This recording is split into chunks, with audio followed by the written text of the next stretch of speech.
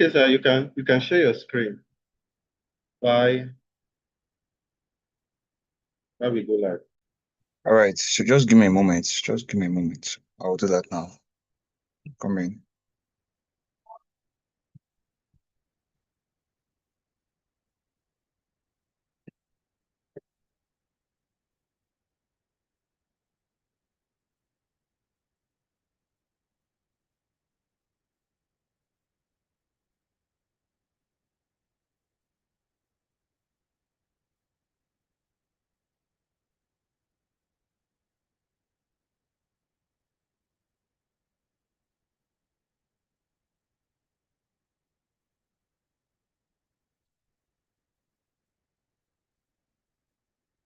Please confirm if you can see my screen. Yes, we can see your screen. Okay. Okay. All right. Good evening, everyone. Okay. So, before we start this section, I think we all know that today is the last day for this particular section been taken since Monday. So, I welcome everyone to day 3 of Introduction to Cybersecurity, a beginner's roadmap. So, we'll be rounding up, everything we've been doing so far for the past 3 days. Okay, so as I formally introduce myself for any of us that is just joining the section today. So today talking about today's table of content for today. We'll be talking about strategic discussions and perspective. We also talk about where we talk about the anatomy of vulnerability. We'll talk about building a career in the digital frontier, and we'll talk about how to start a journey in cybersecurity generally. So, for the past 2 days, we'll be talking about what is cybersecurity in general, what are the things involving cybersecurity, because we have to have a clear picture of where we are going to, for you to be able to know what you want to do. Like that. So, we've talked about that on Monday and Wednesday. So today we'll go into the the career aspect of cybersecurity in general. So this takes us to we'll first of all start with understanding what is vulnerability, because as a cybersecurity expert or professional, you are going to basically be dealing with a lot of vulnerability. The main aim of cybersecurity is to understand how to mitigate vulnerability and to also prevent it from happening. There's a different thing, yeah, as I made mention, there's this saying, prevention is better than cure. So it's a different thing trying to solve something and a different thing trying to prevent something. Um, so this brings us to what is a vulnerability, so which is the tiny cracks in in the system. So when you have vulnerability, what is the first thing that comes to our mind? Something is vulnerable. So in a general term, it's basically mean weakness. Yes, when you hear something is vulnerable, you know that you're talking about something that particular thing has a weakness. So that is what basically in general nutshell, that's what basically what a vulnerability is. So in Hollywood, we all know where Hollywood is in the US. Hacking looks like a genius in a dark room typing 100 words a minute to break a complex mathematical code. But in reality, hacking is just finding a door that someone forgets to lock. So basically, you don't need to type a code, you don't need to type any command for you to be able to hack a particular system. We already know about that now.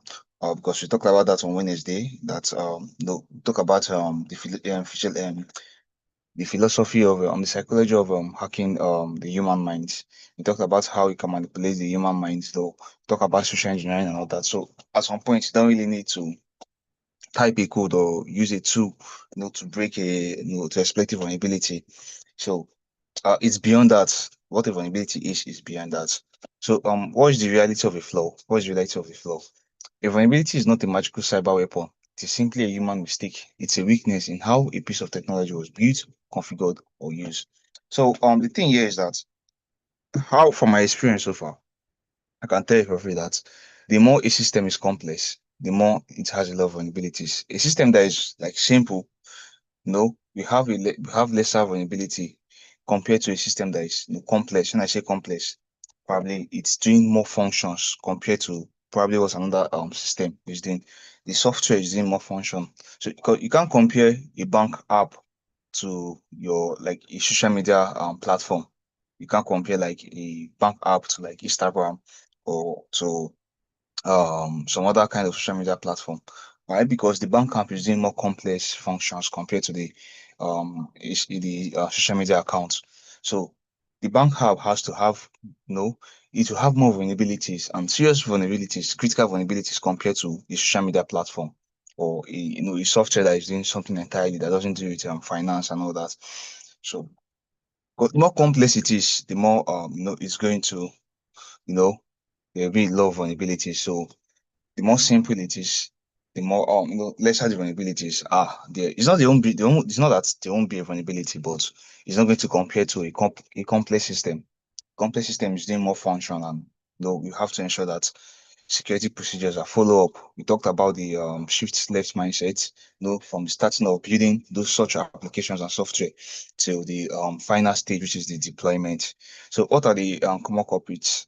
So example is misconfigurations, leaving a cloud database public instead of private, default password, plugging in a new device, piece of hardware, and leaving it as admin. So for those of us that have routers, our MTN routers and all that, for me, the first thing I do when I get a router is to change the admin password from admin because that is the default username and password that comes, and it's something that is publicly available. Everyone knows, except someone that probably is not used to networking devices and all that.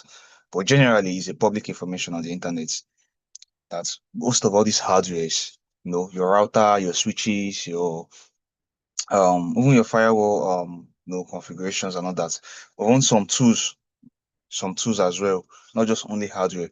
Some online tools that will make use of, they come with different default password, root password, and all that.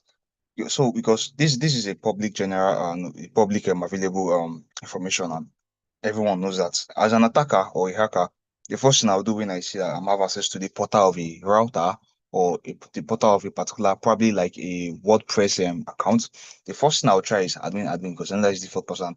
A lot of people are not aware, they don't change this. I've seen in different scenario, a lot of people still use the default passwords like this. They don't know. They're not. They'll feel that they are secure. They are the only one that have access to those passwords and using the credentials, the details. But they are not the only people that have access to it. So the first thing you ensure you do is to change those default passwords, those default credentials. So we have code typos. A tiny error in thousands of lines of code can accidentally allow a user to bypass the login screen. Yes, we talked about this on Thursday, on Wednesday, while we were talking about software development lifecycle. Talked about the planning stage to the deployment stage, where we said each line of code matters. Each line of code has to be secured. You might have close to 1,000 codes, and it just takes one line of code, to cause, to create a vulnerability in that particular system or infrastructure or software. So that is it. So you have to ensure all these things are, they're put in check. You have to ensure there's security. You have a security mindset, starting from the planning stage to the deployment stage. So the attacker's mindset. Hackers don't create vulnerabilities out of thin air. They use automated tools to scan millions of computers until they found one, they crack in the armor. The attackers, let's get this straight. Is a hacker cannot create a vulnerability in a system.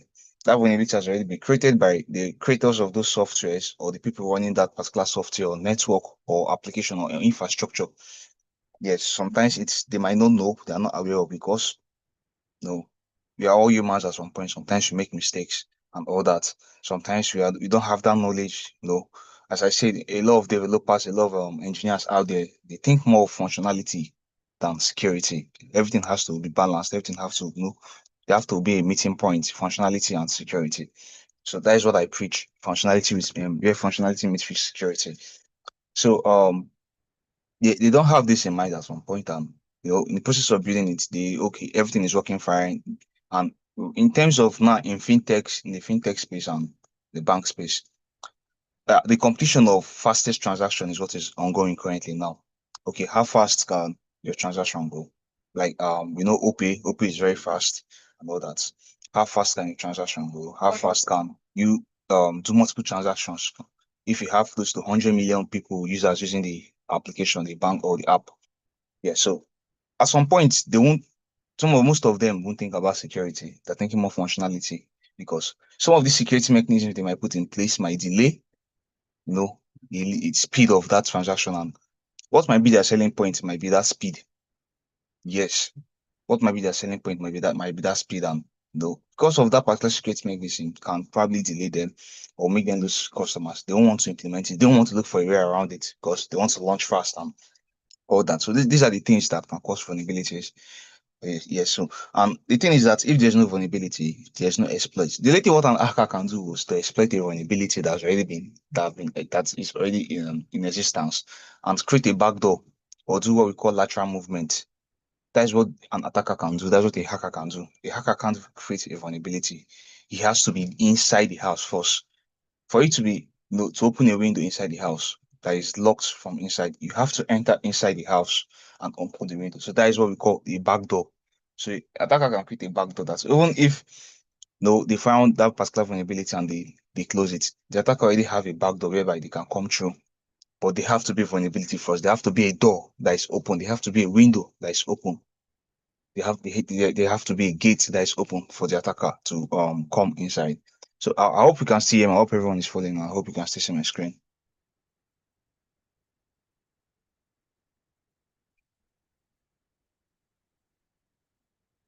Let's confirm if you can still hear me.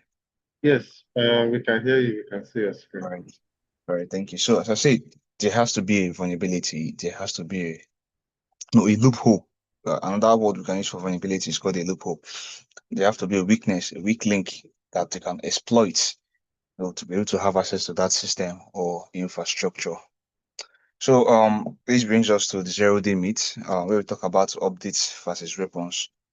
So we often worry about laser guided missiles while we haven't even bothered to lock our front doors. Yeah. What is a 0-day? I know some of us have heard about the word 0-day. So but we're talking about you have a deep understanding of what a 0-day is. You hear about 0-day exploit, 0-day attack and all that. So I'm coming. So just give me a moment. The what is already explained basically mean is let's take this scenario. The news loves to talk about 0 days. Yes, it's something that I've been training generally in the world of cybersecurity for past few years now. Yeah, 0 days, 0 day exploit, 0 day attack. So basically, what is 0 day? So these are security flaws showing you that the software creator has had 0 days to fix them. They are dangerous, but also incredibly rare and expensive for hackers to use. So a 0 day exploit is like, when a company come or a developer, creates a particular software application or an engineer creates a network plan or, or deploy a particular software on the cloud. The cloud engineer deploy a particular software on the cloud. They are now aware that there is a vulnerability in that particular software.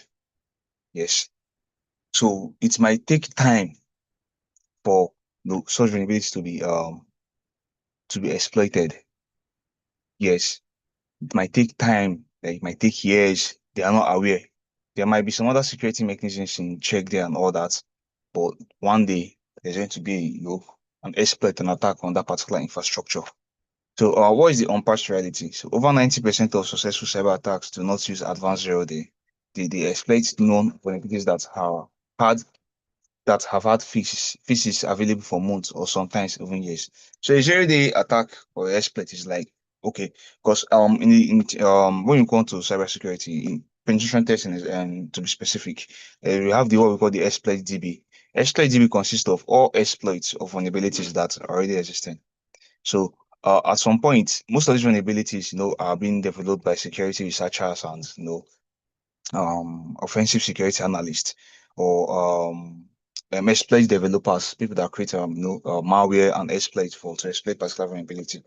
So that particular software might be connected to a SIM or a particular security solution that already have database of all exploits and vulnerabilities that exist there, so that to help them remediate such exploit or vulnerabilities if there's any on that system. So when a zero-day attack, exploit happens, because of that particular exploit of vulnerability is not the database of where the security solution is feeding its database from its information from.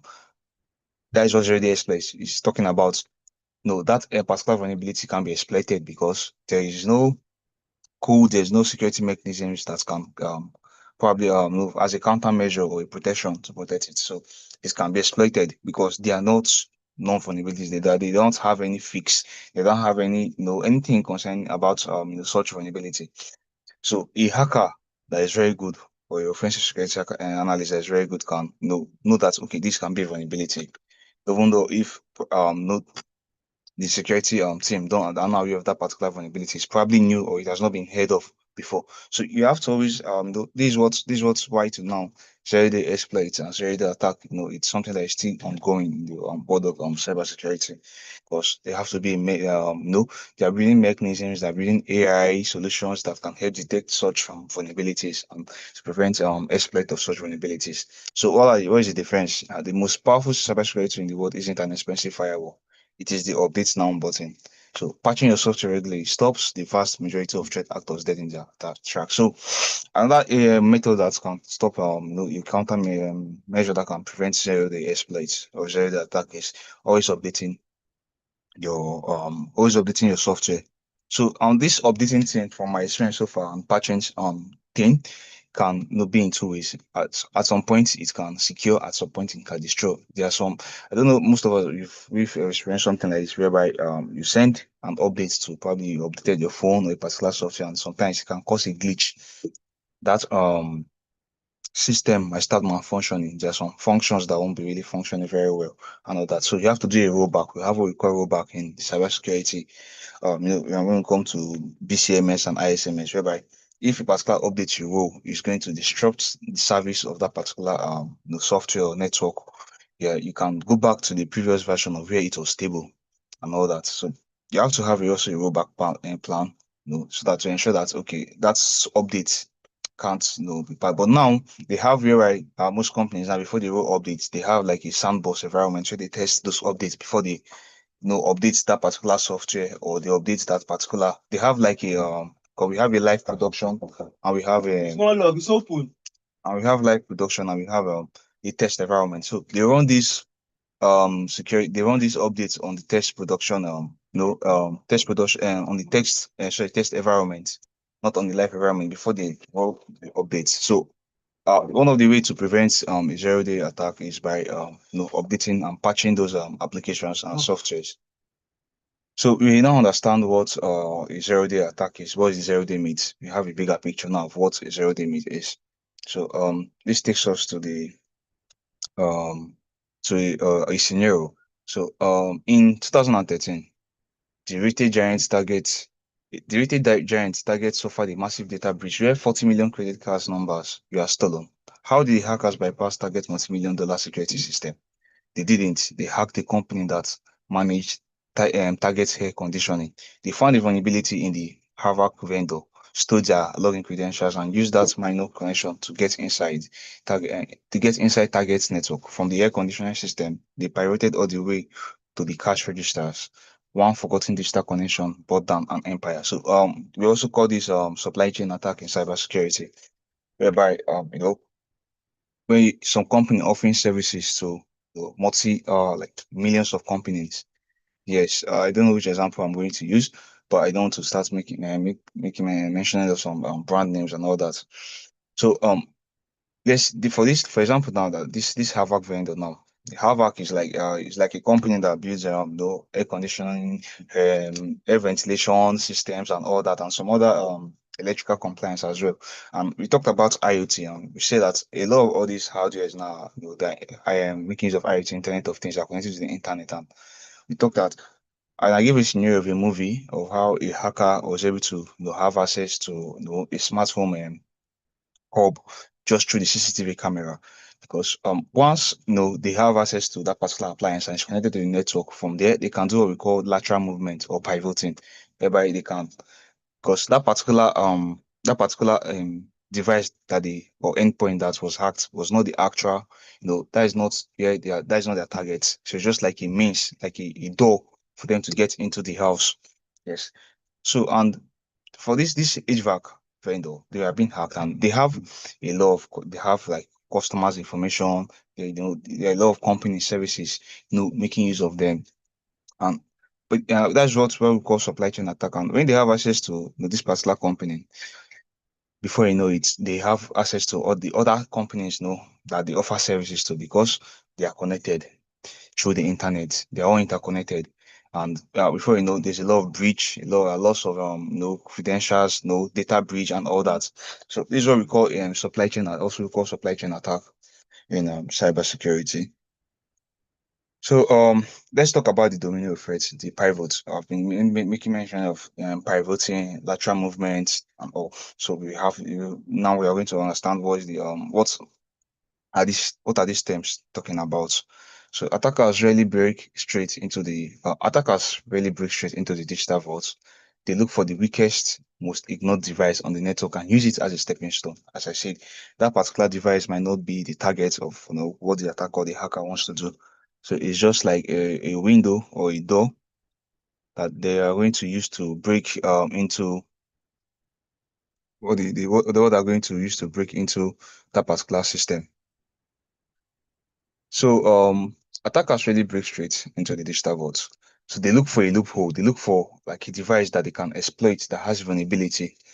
Probably other devices or endpoint on that system might be well secured, but all you just need for them to do is to exploit a particular device on that network to be able to have access to that network. So what is the foothold? A hacker might not be able to breach your company's highly secure main server because yes, you've invested so much, in security to ensure that that server is secured. But they might find a vulnerability in a forgotten smart printer in the hallway. That printer is connected to the server. That printer is connected to the network.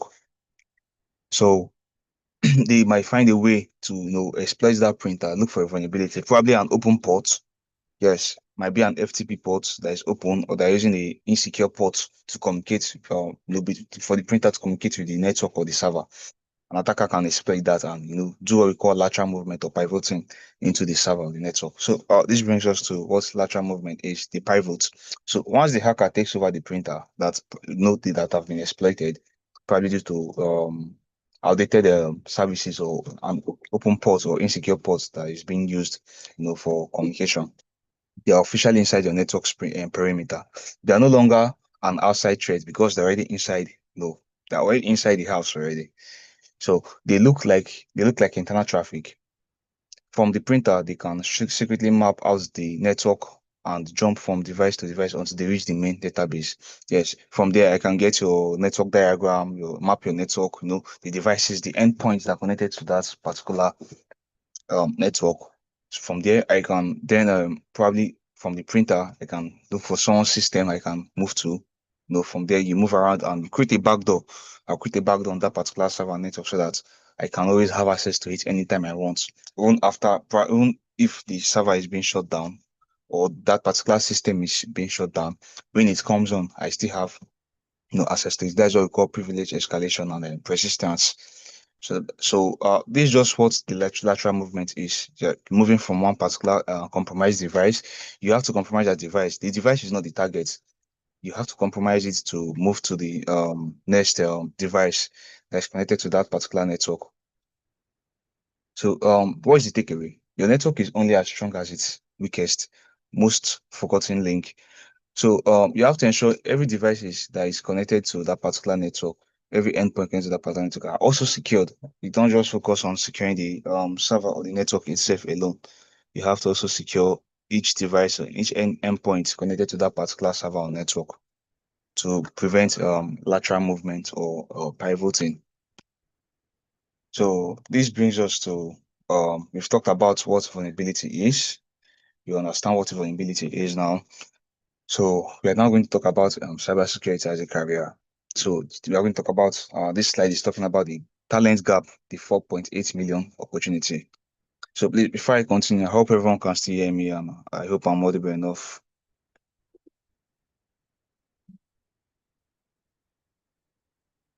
Yes, we can hear you.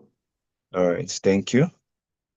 Okay, so the world is building new technology faster than it can build the people to protect it. Yes, there's a lot of evolution going on in the in tech currently as we speak. A lot of new inventions, a lot of new things coming up and all that. So and there is not enough no security experts to secure most of all these things. And as I said, a lot of people think more about functionality than security now. So the staging reality, according to the latest global industry report, from my research so far, there is a shortage of roughly 4.8 million cybersecurity professionals worldwide. So in as much as everywhere now, everything now, when you go to on the internet, you are saying you can see what is the most trending thing. You'll notice that it is cybersecurity and AI. Those are the most the two current tech space that is trending currently. But in as much as there, cybersecurity is trending and it's almost everywhere, they still have about a shortage of 4.8 million cybersecurity professionals. So it's still a space that still need a lot of people, and there's no really much competition if you know what you are doing for now. Yes, if you go on LinkedIn, if you go on Twitter, you every day you see space vacancy space. This particular cybersecurity specialist is needed, a penetration tester is needed, a GRC consultant is needed, a SOC analyst is needed. You see all these openings, all right, is for you to have the right mindset and to have the right knowledge, and skills to be able to apply to most of all these job vacancies, in cybersecurity. So the unstoppable demand. Every time a new mobile app is launched, a hospital upgrades its systems or the company moves to the cloud, they need security experts because of this unemployment in our field, in particular non assistance. So what I'm saying is every time a mobile app is built or every time a company expands their infrastructure, I made mention of the more a system is complex, the more vulnerabilities are there. So they need a lot of security experts to help them. Mm. They need a lot of security experts to please help me confirm. I think the people on YouTube they say they can't hear. Don't know. Say they can't hear except they use it. And someone say they can't hear except they use an earpiece. How many years in school? Please help me confirm that. I'll confirm that, but you can continue. All right. I think they are complaining that they can't really hear from their ends. So they need each company, as far as your system or whatever you're building is going to be connected to the internet, it has to do with technology. You have to ensure you have security experts in place that help to guide so those infrastructure. We talked about the shift left mindset, where we talk about where you implement security from the beginning, the planning stage of that particular project or software application or network you're trying to build. So you have to have security experts, you have to have consultants, you have to have a lot of security experts from different branches of cybersecurity, to work to ensure that the right proper infrastructure is being put in place and to ensure security as well. So the experience meet, you do not need to be a math genius or a master coder to start. Yes, you don't need to have a BSc in you don't need to have a BSc in cybersecurity or in any tech or security firm or security knowledge. So the industry is desperate for diverse thinkers, people with backgrounds in psychology, law, business, and education, because cybersecurity warfare is ultimately a human problem. I know people. I know someone that studied medicine in school, is currently in cybersecurity. I know someone that studied law that is currently doing cybersecurity. I know someone that didn't even do anything relating to any science course. I know someone that studied French that is doing cybersecurity. I know someone that studied English that is doing cybersecurity. So you don't need to, have. For me, I studied mathematics, so I didn't do anything relating to cybersecurity. Then yes, though I might have some knowledge when it comes to programming and coding because that I already know from I want to say that okay, this is where I want to focus. This is the career path I want to go in cybersecurity, which is penetration testing.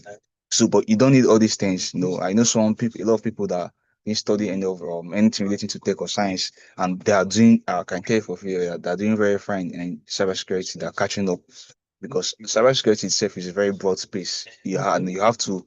focus in particular niche. You have to focus on the aspects you're going to be good at and what you want to do. So we still have 4.8 million opportunity. You can be part of the 4.8 million people to be able to help to secure infrastructure. You have to help secure the cyberspace. So this takes us to now we talked about the talent gap. Now we now have an understanding that there is still a lot of professionals needed in this space, needed in this career path. So now we are now going to deep dive into each of the different career paths in cybersecurity. So we have the breakers. It's not just coding, as I said, mentioned. It's not just about coding. So we have the breakers, which are also called the red team. They're also called the red team. So if you love solving puzzles, finding hidden doors, and figuring out how things work by taking them apart, this is your part. So if you're someone that you like complex things, you like to, you're a technical, a very well technical person. The red team is your space. And so what is the role? We have that is this is talking about the offensive security. So the red team analysts, they're also known as offensive security analyst. So whenever I hear the red team, just know that it's talking about offend. You are offending to defend.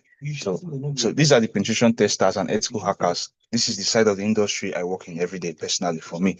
I don't think if I want to navigate to any other aspect of cybersecurity, it would be security engineering.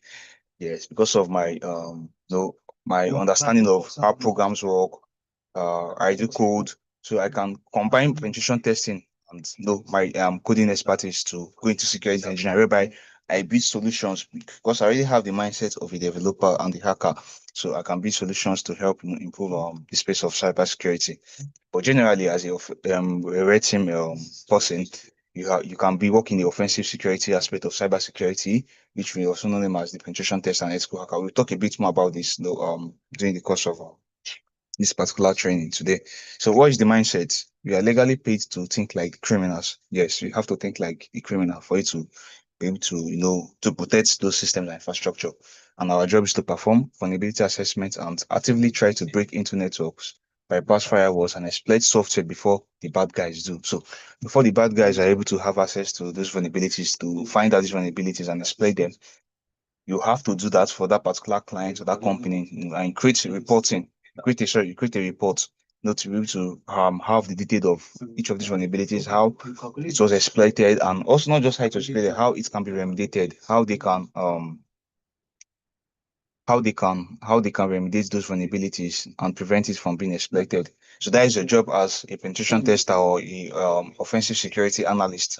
So what is the goal? You don't break things to cause chaos. You break things to show a company exactly where their blind spots are so that they can fix them. So you help to find it's not about it's not, and also it's not just about finding the vulnerability. It's not about finding the loopholes. It's also helping as a offensive security analyst. You have to have understanding of a lot of infrastructure and system, whereby you can help so that you can also help to remediate those vulnerabilities. Okay, fine. You've told them that okay the door is open. Okay, how do you close the door? You have to be able to have skills to be able to tell them how the door was open and how the door can be closed. So that is what a red team analyst do. That's what also what these offensive security experts, cybersecurity do. We call them the breakers, which is also they're also known as the red teamers.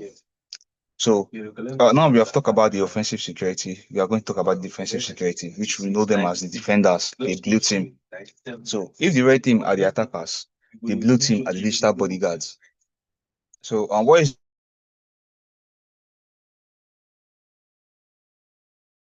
the role of a defense security? Security operation lead. I talked about this on Wednesday, and I said that they're like in charge of monitoring traffic, incoming packets, and basically they offer services. They have in-SOC and they have service SOC as a service.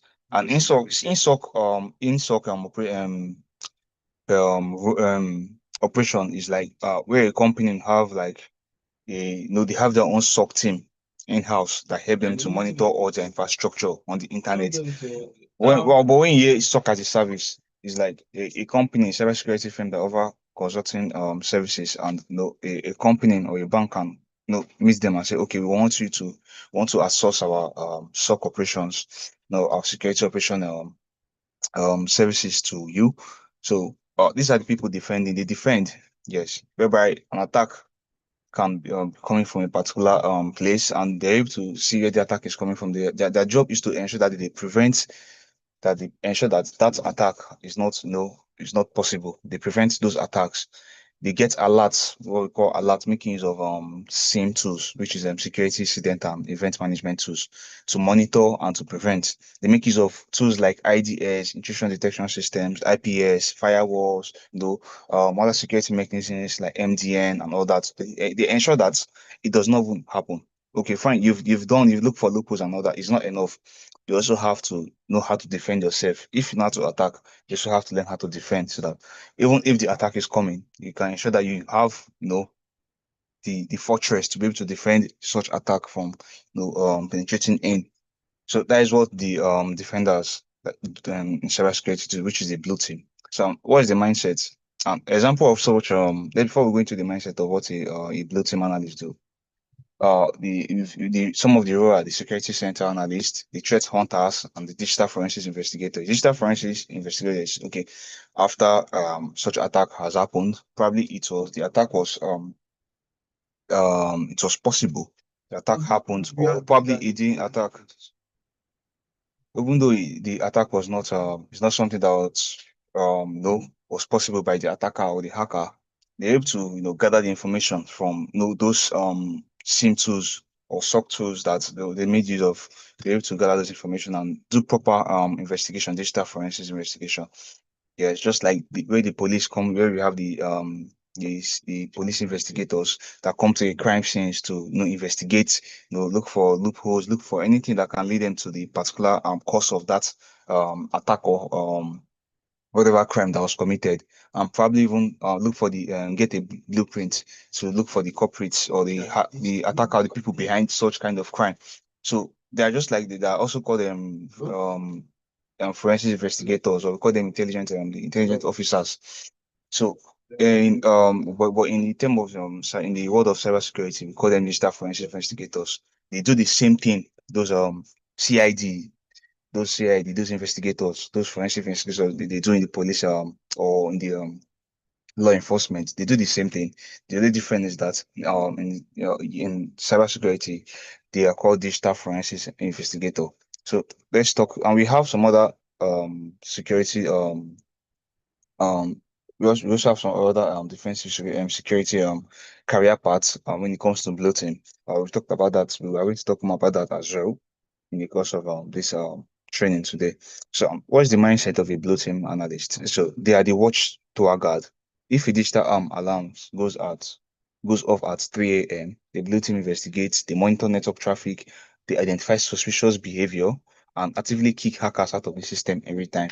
So, whenever there is an attempt on that particular company or that particular network infrastructure or any device connected to that network, they get an alert. So the moment they get an alert, they start working immediately to ensure that they defend the perimeter of that particular infrastructure or network to ensure that the attackers or the hackers don't have their way in.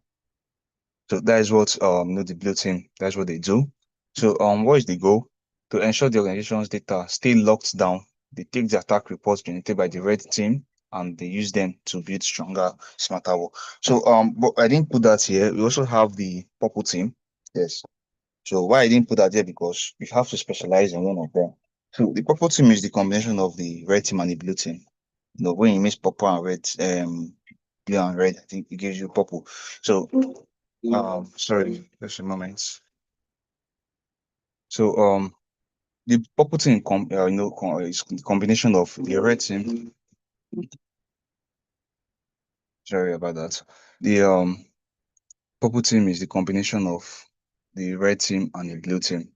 They come together, So what they do, what they basically do is that they will tell the red teamers, which is the offensive security analyst or penetration test, that okay, we want to see how strong is our infrastructure.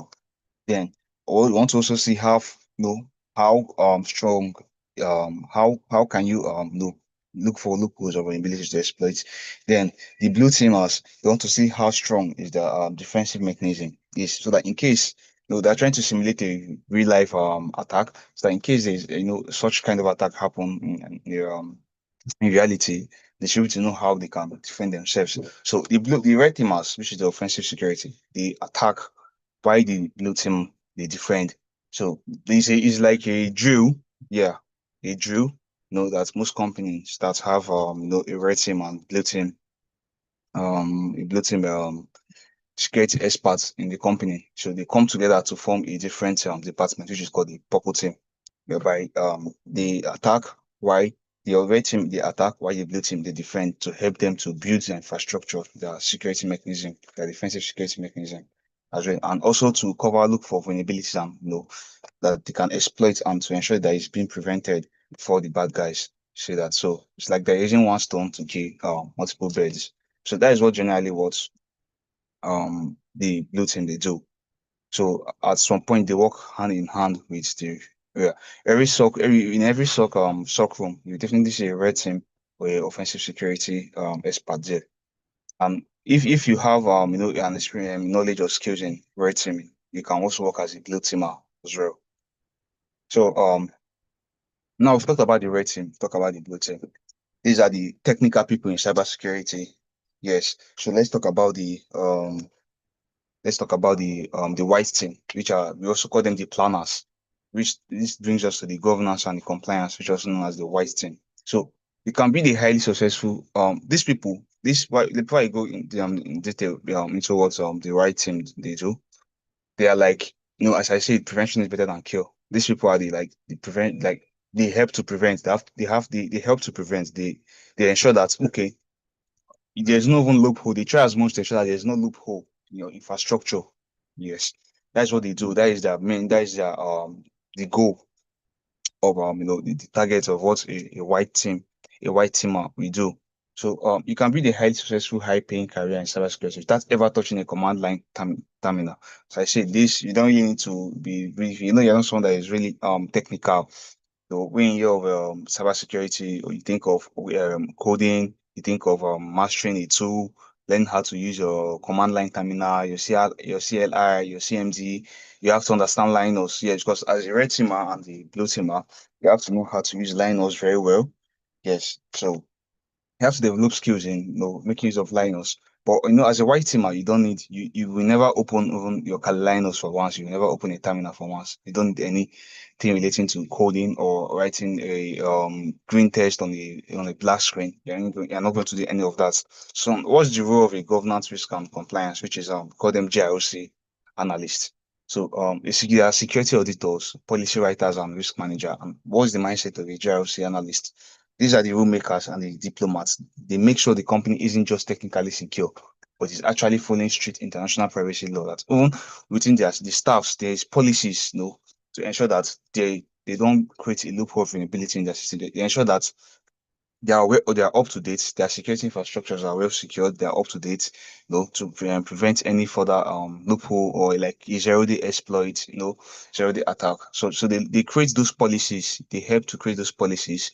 They help to to ensure that those policies are being followed, because we have some international some bodies that have been on that contains of policies and procedures being drafted down by the governments of each of those countries. We have the ISO, we have the PCI DSS, we have the ISMS, and so on and so forth. So they have to ensure that they follow all these policies that have been drafted by the government, you know, to help ensure that they are compliant before they can even operate, before they are giving certificates that okay, yes, you are compliant by this particular body, either is ISO, ISMS, or PCI DSS.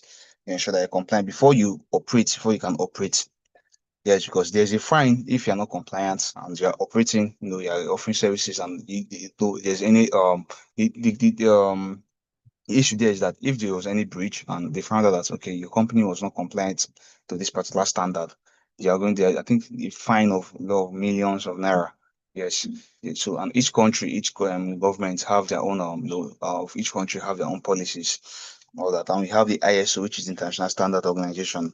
So it's like a global standards that all companies that as far as you are in the space of tech or anything on that your services are offering is relating to anything tech or Internet of Things or you know or in terms of not just I think at some point there are some standards as well for companies too that are not doing anything relating to tech. So they have to be compliant. So that is just the thing to ensure quality and to ensure security as well. So what is the mindset? So I've already said these are the rule makers and diplomats that they make sure the company isn't just technically secure, but actually following strict international privacy laws. And what is the goal?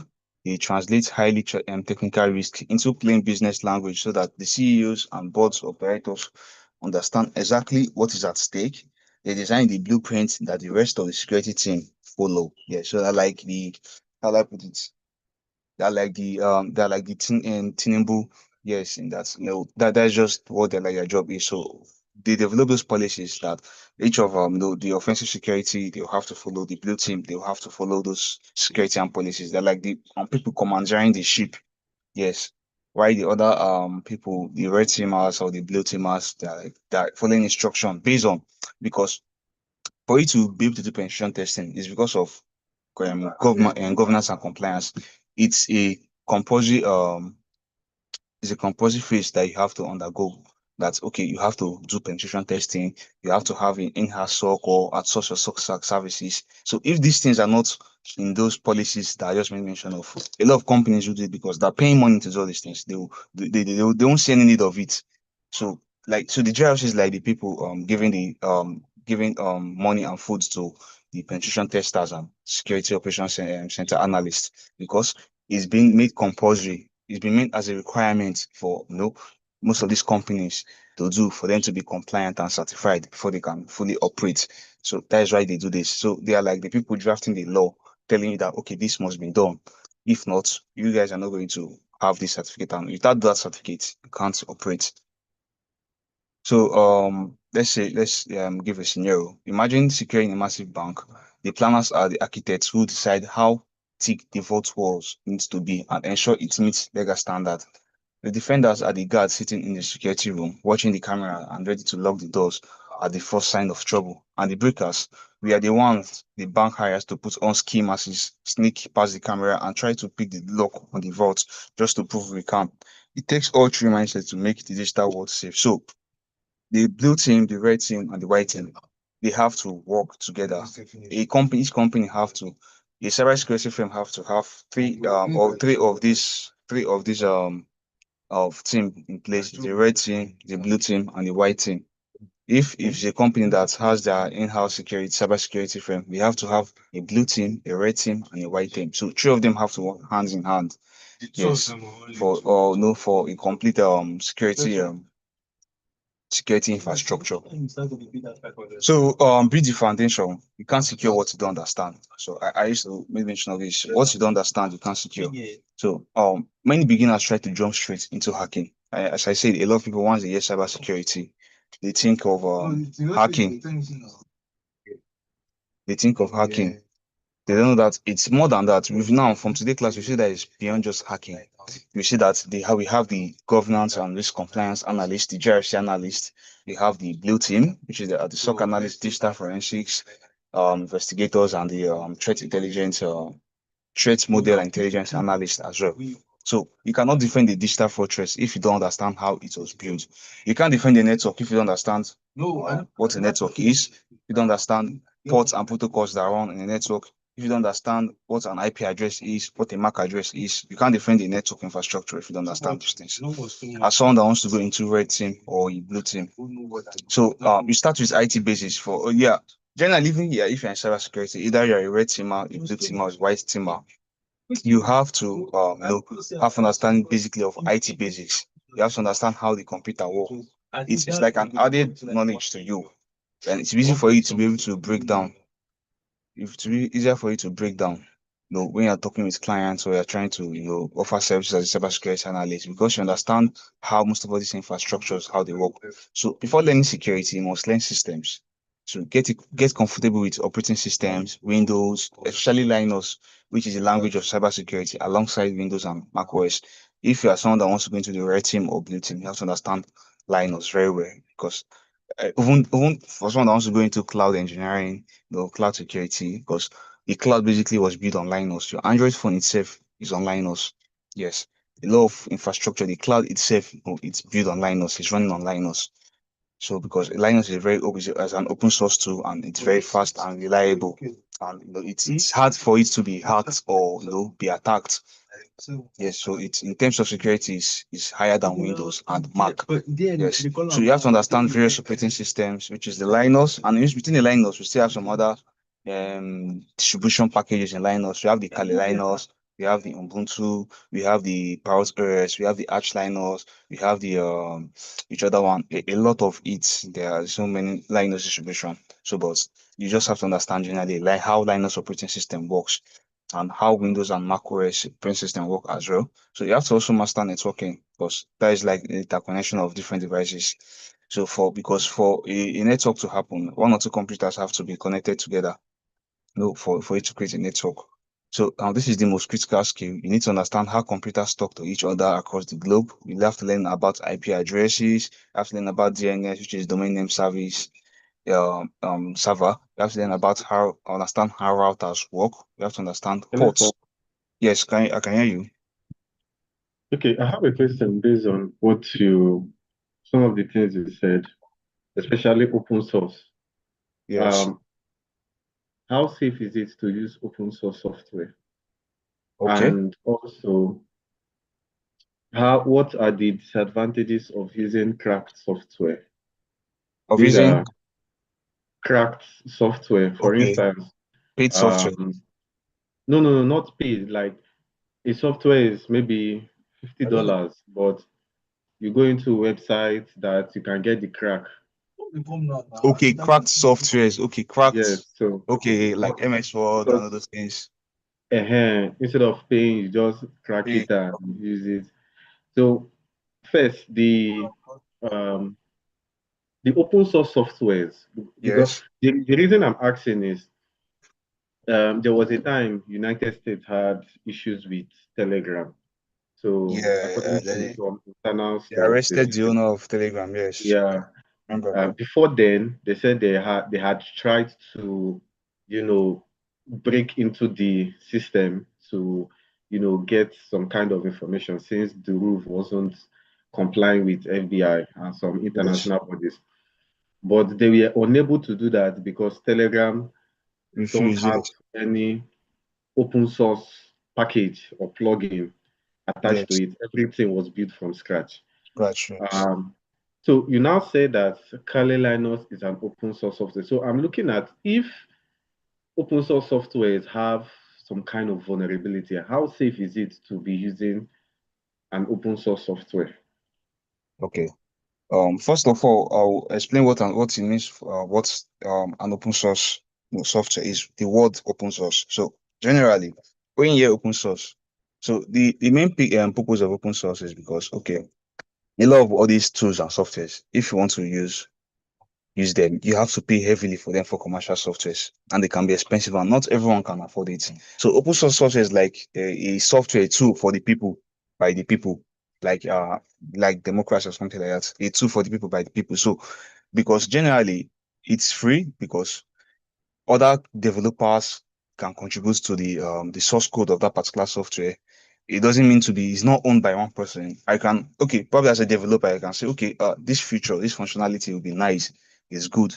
Let's help, let's try to see how it can be implemented here. So everyone have access to that source code.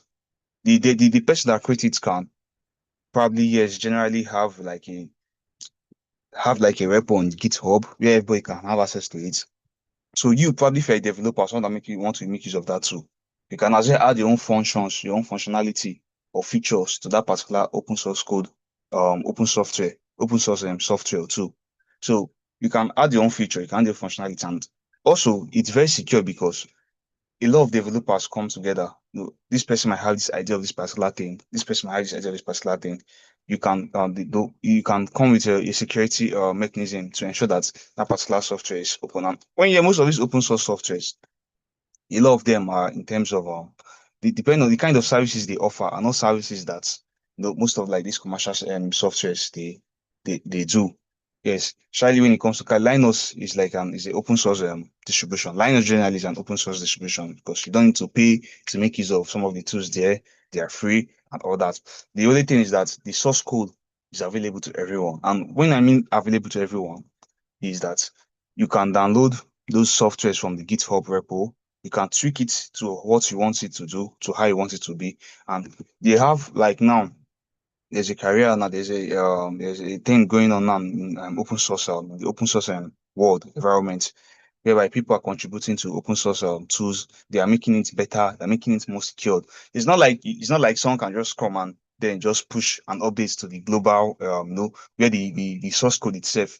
The only difference is that you, as the user, you have access to the source code and you can contribute it. You can manipulate that code to work for yourself. Yes, you can't just push it to the repo. For you to be able to push it to the repo or to push it to the GitHub where the source code is, you have to have permission from the developer or the person that created that particular tool. But there's like open platforms now, like I'm trying to remember one of them that they I know that they're trying to create like an open source community whereby people help to develop to make each of all these most of them the open source tools better and well secured. Because why? The government does not have access to it. Yes, compared to most of all these commercial tools and all that you pay for, government have access to it. Like the Telegram now you're making instance to. It's like they're bridging, what they are building that particular software for. They're trying to get conflict go against the protocol and the vision of that software. So open source tool, from my own experience so far, I can say it's secured, and it's like there are a lot of those tools are very complex and sophisticated because when you imagine you have thousands of developers, developing a particular tool, building features and functionality and security in place. So it's not that you only have access to the source code individually, but you can't push anything to the source code. Anything that have to be pushed to the source code have to go through the developer. The developer has to go through it. And okay, if it's something that is nice, they'll go through the code and the updates and before they probably implement it. But so that is open source and what open source means. So for cracked software, from my own experience, it's not advisable to make use of cracked softwares. Yes, they can be vulnerable because those cracked softwares can be embedded with malware. Yeah, say like most of these Microsoft Word packages and all that, they can be embedded with malware, viruses, and those spywares that the moment you install it on your system, they run in the background, yeah, without you even knowing that your system is being infected with this. And you notice that, sometimes you hear about some a part of kind of a breach, a data breach that happened, so place and all that. Because of most of these cracked softwares that will make use of, they've already been embedded with malware inside to to probably do something, steal information, spy on people, have access to infrastructures, to systems, to companies and all that. So it's not advisable you make use of cracked softwares because the cracked software is not coming directly from the source.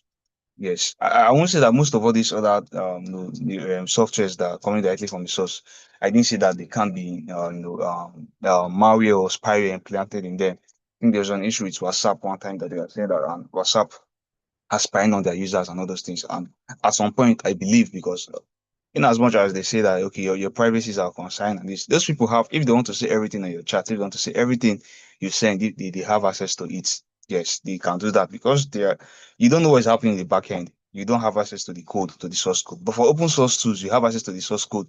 You can go through it, you can see what is happening, you know what is doing to your system. You have access to the source code. So I don't know if you have you understand what I'm trying to say. Yes, yes, I do perfectly. All right. Then So you also said something about privacy. Is there true privacy in social media? there is no true privacy in social media. So the thing is that you just have to be careful the things you upload, the things you talk about, because if there's a major issue happening and the police or law enforcement wants to do an investigation, the first people they will go to is they'll go to most of all these social media platforms like No, I don't want to start mentioning names here, but this is the internet. So they go to most of the social media platforms and they ask for most of them to have access to their back end, their network, their logs to go through this. So sometimes most of these companies they prevent that because fine, that a lot of them are building their infrastructure, their mission, their vision is based on users' privacy. But we don't know what is happening at the back end.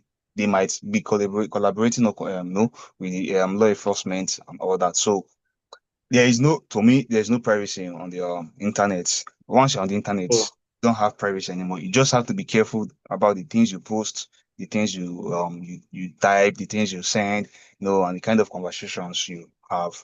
Because when it gets to when they want to actually track, yeah, you'll be surprised that they have access to most of all these things. so is this how government agency, for instance, maybe somebody posted something about Donald Trump and Yes, somebody want to pick it up, they just go they to just go maybe exactly. on X, go to X, and even Yes. if the person is using a burner account and fake number to do the They registration, can get your location, yes, now. Because when you're installing most of all these apps, you on share on your phone, you sometimes you will see most of these apps will be asking for permission to your live location, to your microphone, to all those things. And all you just need for me is just to type one command and I can have access to because you're already giving me access to your microphone. I can turn on your microphone and listen to what you're saying, turn on your live location, your GPS. So the moment you install those things on your system, you have already given you give them permission to or most of all these components on your devices. So definitely, if there's an issue, you can be tracked. It's possible. So they work hand in hand with law enforcement, the FBI, the CIA, the NSA, EFCC, and some other Interpol. Yeah, so that is how sometimes they're able to track. If they are not able to track your last location, your live location, they can know your last location, know everything about you. So it's a very wide thing. so these bandits that are on TikTok, if Nigeria government wanted to actually If get they them, want to, yes, it's they not a will. problem. It's not a problem. They can be tracked. If they don't get their direct live location, they can know the places they visited, everything. They just know their movements. They can be tracked. But the thing is that another thing now is that you might not know, as I said, not all companies want to offer such services. Yeah, the law enforcement can't force them to do that. They might tell you that no. The reason why recently I was watching a movie, Startup 2. I've seen it before. I just decided to watch it again. Something like that was happening whereby, the NSA was trying to, they build like a dark net, kind of a dark web infrastructure that, ensure the privacy of users. Yeah, because of what was going on with most of the other apps, whereby the government work with those apps to invade users' privacy. So there was a terrorist, that they did an investigation and found out that a terrorist was using their infrastructure to trying to they were using it to communicate. So they had plans of bombing some places in the US. So they came to this company and they tried as much to help them, ask them, they should give them access to their infrastructure, the logs, to be able to know, okay, what's their communication, where they are targeting and all that. They refused because they're already bridging, the trust of their users. That's what their software was preaching on, anonymity and privacy. So they tried as well, they were even ready to go to court. So TikTok, the owner of the TikTok or the team behind the TikTok might decide, no, we can't do that because we build our software on privacy of the users. We put the users first, the trust of the users first. So it's a two-way thing. Either way, they refuse, or probably if they just decide not to, to take action and do it. So I don't know if you understand. Yeah, yeah, yeah, yeah. I do. Yeah. Okay. Thank you. All right. So if that is just us, then we can finish the section and call it a day. So, back to what we are talking about. So, I've already talked about most of the skills, IT skills, basic skills. You don't need to really become a programmer or a network engineer. You just have to have a little understanding. Just like, just like you have a basic understanding of mathematics, numbers, addition, subtraction, and multiplication. You don't really need to go very deep into mathematics and all that. So, for you to start knowing how to deal with numbers and all that, you just need the basics of mathematics. So, the same thing applies here when it comes to cybersecurity. Because you have to understand know what you're defending. If you don't, you won't be able to, be good at it. So this is just like an example of the OSI model in network engineering, in networking, where we have the application layer, the presentation layer, the section layer, transport layer, network layer, data link layer, and physical layer. So we'll talk more about this during the course of the other training. So to choose a specialization in cybersecurity, so cybersecurity map. So once you have your foundation, it's time to pick your path. Generally, you have to understand cybersecurity in a nutshell. Yes, you have to do cybersecurity first as a course before you decide, okay, where do you want to specialize into? Where is my strong point? Which of them is my weak point? What part am I going to go into? And what part I am not meant to go into. So the cybersecurity umbrella is massive, but almost every career falls into one of these three camps. We've talked about the offensive security, which is also the red team, which is the breakers. So these are the professionals paid to think like criminals to find the weak spots. We have the penetration testers, or also known as ethical hacker. You you actively try to break into web apps, networks, and physical building to find vulnerabilities before the bad guy do. So um that is what a penetration tester do and a security or an ethical hacker do.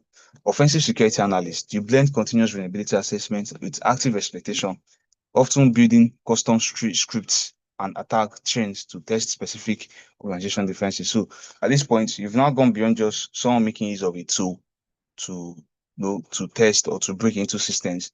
You are now creating your own tool at some point, writing your own scripts, Python scripts, bash scripting, JavaScript.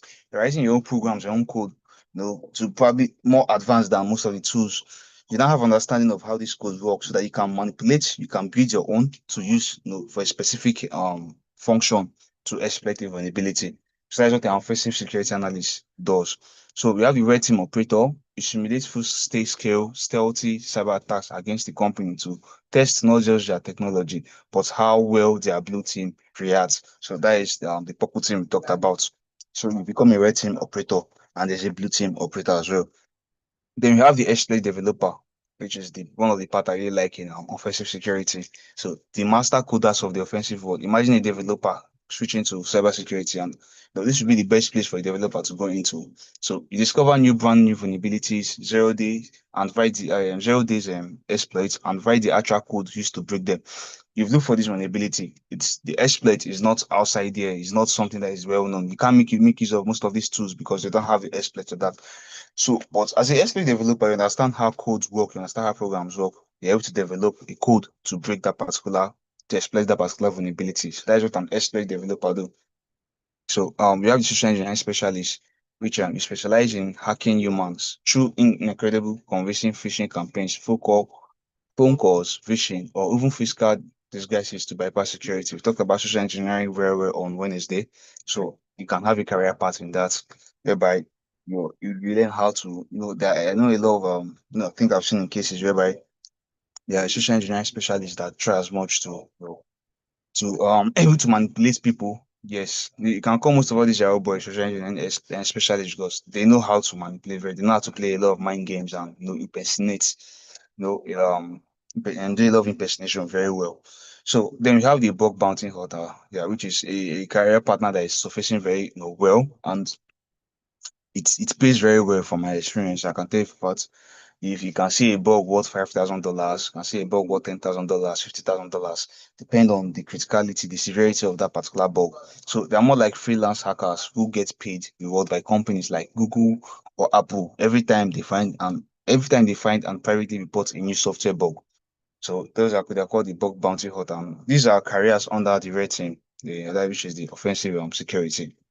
Then we have the defenders, we have the SOC analysts. We've talked about the SOC analysts. We have the security that is the security operations center analyst. They are the watchtower guards. You monitor live network traffic 24/7, like 24 hours. There's morning shift, night shift, and afternoon shift. So they rotate it because one person can't do continuing can't keep on monitoring the infrastructure for whole 24 hours. So they're looking for first signs of an attack to sound the alarm. So immediately there's an alarm, an alert, you immediately start to work to ensure to prevent that attack from going through. Then we have the cyber threat hunter. You don't wait for alarms to go off. For the SOC, the alarm and alert has to go off for it to be able to start preventing such attack to happen. But a cyber threat hunter, you don't need to wait for the alarms to go off. You proactively search through the network looking for stealthy hackers who have already slipped past the defensive. So then we have the malware analyst, another part I love in cybersecurity. So they are the reverse engineer. When a new virus or ransomware hits, you take it apart line by line in a safe environment to figure out how it works and how to kill it. So you take the malware that were used to compromise that infrastructure for you to be able to these people work in hand with digital forensic investigators. So you take that malware because that malware has some signature. They have to understand how the malware works to ensure that they can prevent such attack from happening to for them to be able to create an antivirus out of that malware or to prevent such attack from happening, they have to study that malware. Just like it's just like a virus, like coronavirus. For them to bring out a cure, for them to be able to prevent it from happening, they have to have like an isolated environment whereby they take the virus, they study everything about it and all that. So that is what also a malware analyst do. They don't do this on a live production. They have a test environment. You call it a test bed, where they take that malware and they they investigate it, they properly study it and start to prevent such attack from happening. So that whenever the system see that signature of that malware, to know that it's this particular malware and to block it from happening, and they create a anti-malware solution for it as well. So incident responder, so the cyber firefighters, so that like firefighters, if there's fire somewhere, they come to ensure that there's no loss of life. They try to reduce the risk. They might not save the entire building, but the main thing is the life. They try as much to reduce the destruction of properties or or things. So when a massive breach happens, you are called in to stop the bleeding, lock down the network, and kick the hackers out. So that is what an incident responder, that's what they do. Then we have the digital forensic investigator, which is the DFI. The cyber detectives, after an attack, they analyze the crime scenes, the servers, the laptop, the phones to piece together the digital evidence for law enforcement. Yes, because they work hand in hand with the law enforcement. So we have cloud security engineer. You specialize entirely in protecting data centers and servers hosted in AWS Azure, sorry, in AWS Azure or Google Cloud, that is GCP. Then we have the application security engineer. You work side by side with software developers to ensure security is built into apps from the very first line of code, which is we talked about security by design and the shift left mindset. So what about the planners, which is the white teamers? We have the GRC analyst, which is the government risk and compliance. You ensure the company isn't just technically secure, but is actually following strict international privacy and security laws. You have the security auditor.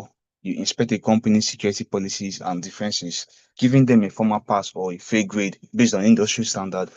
You have the cyber risk manager. You translate technical vulnerabilities into financial numbers, advising the CEO and the CFO, all the C executives, on exactly how much a potential breach could cost the business.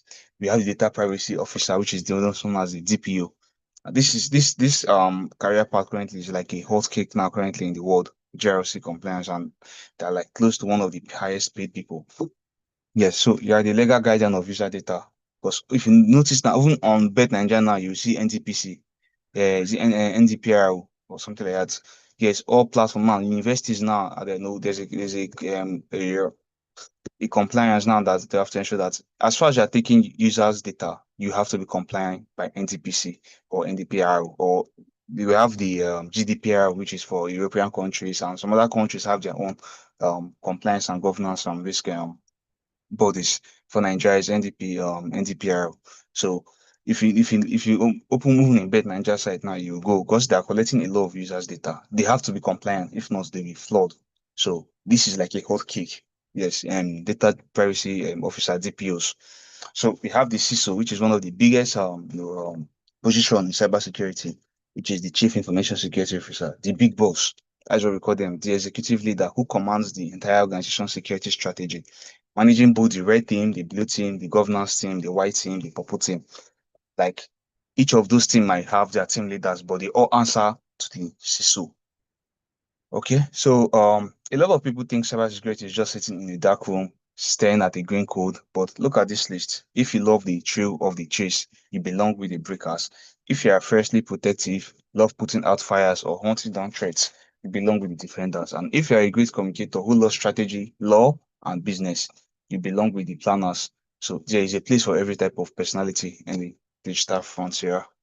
Um, so in conclusion, the guidance mandates from my personal advice to everyone here. So the big picture, over the last 3 days, have journeyed through the basics of digital survival to the front lines of cyber warfare. The one, which is the battlefield, we learned that cybersecurity is the art of information assurance. We mapped up our attack surface and decoded the hacker's kill chain. The two, the mindset, we discovered that humans are the ultimate firewall. We learn to balance security with usability, enforce zero trust, and a shift left to build defenses from the ground up. And do the mission, the end game of everything we are talking about, the end goal of everything we're talking about so far. We demystified vulnerabilities, proving that simple unpatched loss cause the most damage. Most importantly, we mapped out your future as the next generation of breakers, defenders, and planners. Thank you. So, when I perform penetration tests, my goal is to find the one cracked window in a massive digital fortress. But as the next generation of cybersecurity professionals, the job is to make sure that window is never left open in the first place. As I said, prevention is better than cure. The attackers only have to be right once.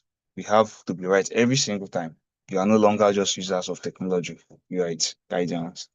Thank you. That comes no come to the end of training section. So if you have any questions, any clarification, any contribution, you can bring that as well. Thank you so much, sir, for this insightful class. Um, so for those of you that are joining, we have been in this class. If you have any questions so far, I would like you to,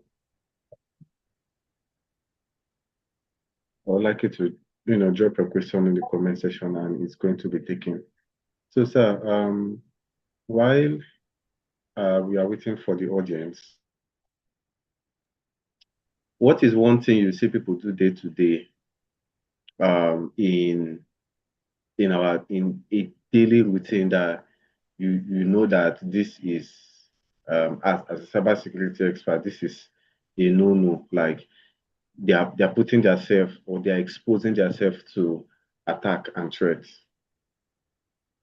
You can back up your slide a little bit. You just showing a dark screen. Okay, sorry. Okay, sorry. Can you come? I didn't really get you on that. Sorry. I said, as a cybersecurity expert, Yes. what is one thing you see people, like normal people, do every day that you know that this opens them up for attack? Yes. So, as I said previously, it's the information, the kind of information they share on the internet. Though you go to your platform, your Facebook platforms, you post pictures, you post this and that. So you have to be careful about the information. And also not just what you post on the internet, the things you download from the internet. We talked about downloading of cracked softwares and all that. Sites that you visit. Yes, you have to be careful. And I know most of us here we are used to downloading movies from third party sites. Yes, like then Net Nigeria, but I think they've banned Net Nigeria now, but we have some other ones here. So you have to be careful. Yeah, I know that at some point is going to pay for Netflix and all these subscriptions sometimes can be a lot, but you have to be careful, what to download for most of these sites. The softwares, third party apps, like for example, like this GB WhatsApp and all that. Most of those softwares can carry some malware embedded in them. Yes, they can be used to exploit your devices. And so basically, the two things is the information you put there on the internet and the information you download into your device from the internet. So I feel those are just the two things that can, create, that can cause an exploit, to someone's the data or to breach someone's devices. Yeah, thank you.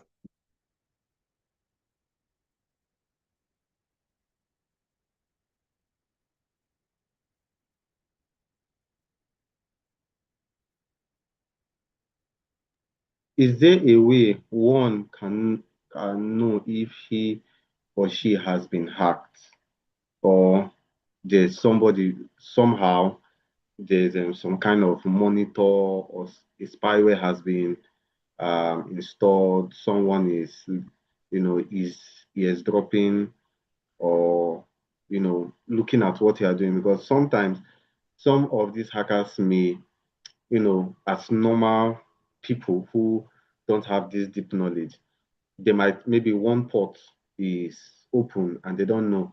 And once script what do you call it? Script kiddies. Yeah, script kiddies is just scanning the internet for open ports, and somehow this person's port is open, and the script kiddie gets access to this person's computer and is just waiting for the right time. Sometimes they have access, but they are calm because there's nothing actually happening. So how do you know that your system has been hacked, or there's somebody listening to your network or something like that? Okay. It's a two-way thing.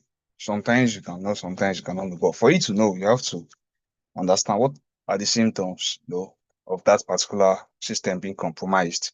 Just like you have symptoms for malaria, you start feeling headache, you start feeling fever, you start coughing, and all those things. So the same thing happens in computers. Some computers have one of them be infected or be compromised. There are some things you need to know. For some systems start to hang. There'll be some kind of pop-ups.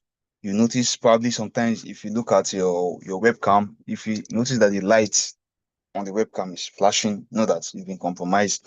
So another way is the task manager. Each system have task manager. So from that task manager, you can see the processes running on your system. You can see some high spike of because there's a part in task manager that have like a graph. You can see some high spike of graph. You notice that the processor is using too much speed, and probably you're not even doing much thing. You only have one tab or two tabs or three tabs open on your web browser, your Chrome, but you notice your RAM is being like the process on your RAM is too much. So those are some of the ways you can know especially for Windows operating system generally. Yeah, you can easily detect, if a system has been compromised. So another way as well is we talked about some anti-security mechanisms. Talked about anti-malware, talk about IDS. So there are some anti-malware solutions you can make use of, paid anti-malware, not the cracked one. You download the free version of it. If you download those free version or cracked version, instead of it to be an anti-malware, you're downloading a malware. So it's the opposite of what you're downloading. So you have to be careful. You have to ensure you have the free, you're using of the paid version directly from the source, from the website, the original website of that solution. You have MDN solution, you have the Sophos, is one of them.